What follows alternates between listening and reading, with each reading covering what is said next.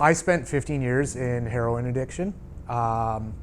It was nearly cost me my life. I overdosed, but was thankfully rescued by paramedics. So I'm super grateful to be alive and have the opportunity to even share my story or talk to you about this. And one of the things we do in our culture, in our society, is we really do treat people that are struggling with addictions differently. We are pretty critical and judgmental. Like I said, I used in the bathroom at work every day, and one of those days I remember coming out of the washroom and coming into contact with some coworkers who were in a conversation about the junkie across the street. And this guy looked a certain way. I mean, they didn't know him. They're looking at him and they're making a judgment call that he's a junkie.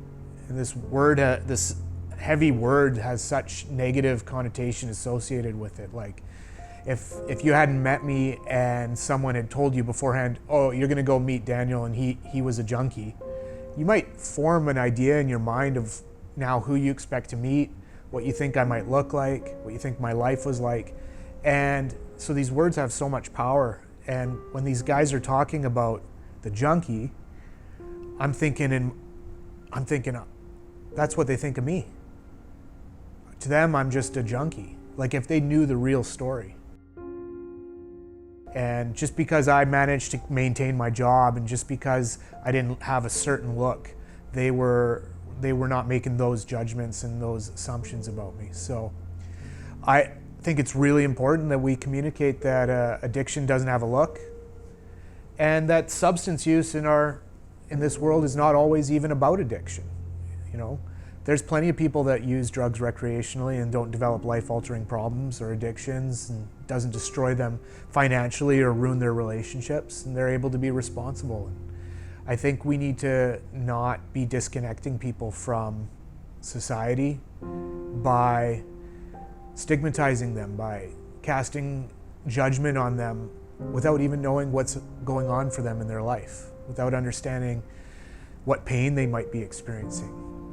When I was in addiction, my family was constantly in this wrestling match with, you know, the battle between enabling me and tough love, right? The conversation is always around these two kind of extremes, and they're kind of almost talked about like they're polar opposites. Like, you're either enabling the person to stay in their addiction, or you need to completely cut them off so that they can hit rock bottom, and you need to treat them with this tough love. And I don't think that disconnecting people further is the solution here. I'm really grateful that I had a family that saw potential in me, that had hope for me, that was willing to just support me through the struggle.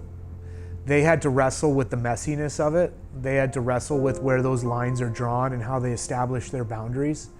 But if they had just cut me off and said, you're out, we don't want anything to do with you anymore, you're out of our lives, we're only interested in a relationship with you if you change completely.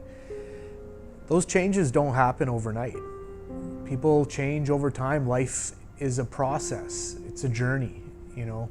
My recovery journey might have started in 2001, but it was a lot of ups and downs. It was like a really volatile stock. But that journey over time trended in an upwards direction. The moral model of addiction is 100 years old, and we still think that it's a moral failure in a lot of respects. Finally, we're shifting towards treating addiction as a health issue, recognizing that it's not just about the behaviors on the outside, that there's pain underneath, that there's trauma in almost all cases. I mean, I was disconnecting from my pain every day on purpose. The drugs served a purpose. So if we can begin to understand that, we can actually start to approach individuals with a little more compassion, a little more understanding, a little more empathy, being willing to ask the question, not why the addiction, but why the pain, what's the pain underneath it, what's really going on for this individual.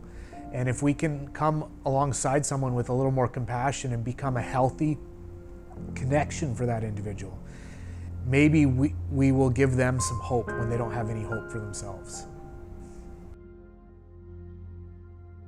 Hope is an interesting thing because it seems that some people just have more of it naturally than others. I had a lot of family support that chose to love me and have hope for me even when I didn't have it for myself, even in those really dark moments when it was like, is this just my lot in life? Am I going to be addicted forever? Is there no way out? I mean, I didn't want to stay there, but it wasn't so easy pulling myself out. I talked about addiction being a choice. Like, that kind of language is thrown around a lot. Like, oh, addiction's a choice. And it's a little bit reductive to say that. It's a little bit of an oversimplification. On one hand, I think a good analogy is to think about the individual who's struggling with an addiction like they're in a tug of war. And that on one side you have all the things in their life that are pulling them towards staying in that addiction. You have the trauma that they experienced as a child. You have their financial situation, which might be severely deteriorated, and their relationships, which are broken. And you have the addiction itself, and perhaps the physical dependence to the drugs. And you have all these things that are pulling them to just stay in that addiction.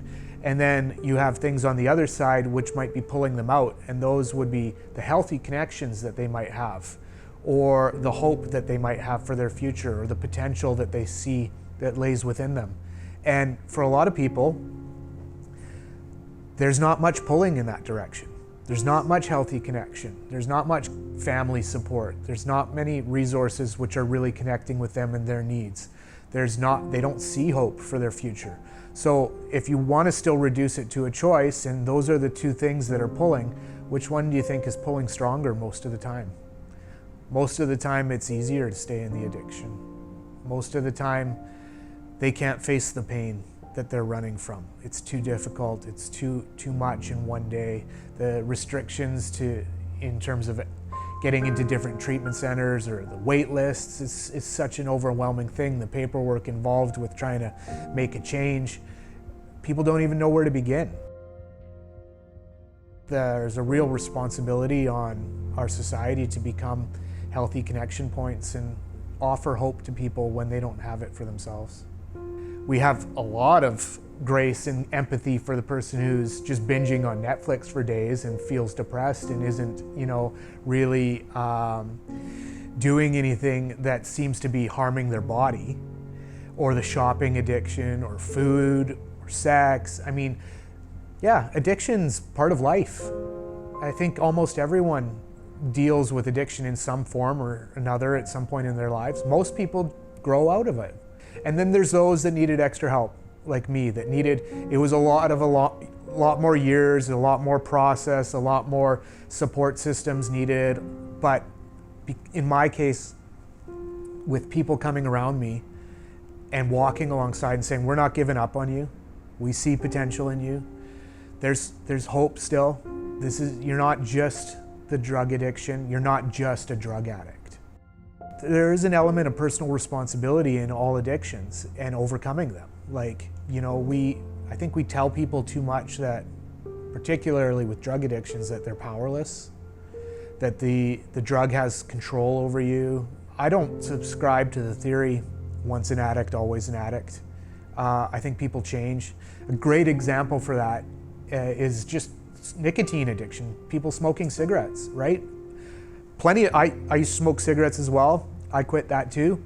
Plenty of people I know have quit smoking. People quit smoking every day. And it's one of those things where most people don't go to treatment. They don't get into a recovery group or even necessarily get counseling.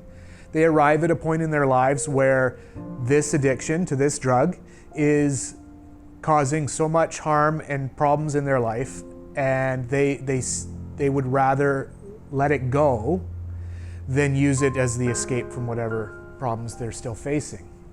It's like, okay, they arrive at a point in time. That could take 5 years or 10 years or 20 years. Who knows how long it is before someone decides that they want to let that thing go and face the pain that they will inevitably have to go through to quit, right?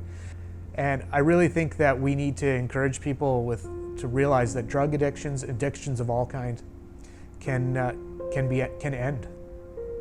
They're not a life sentence. Doesn't have to be forever. And I call myself a former addict. So I once was, I no longer am. Nice. Abstinence was my goal.